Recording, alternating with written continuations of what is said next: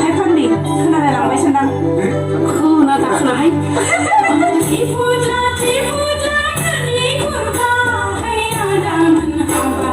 สังคมเจอเลยมันนี่อันเรา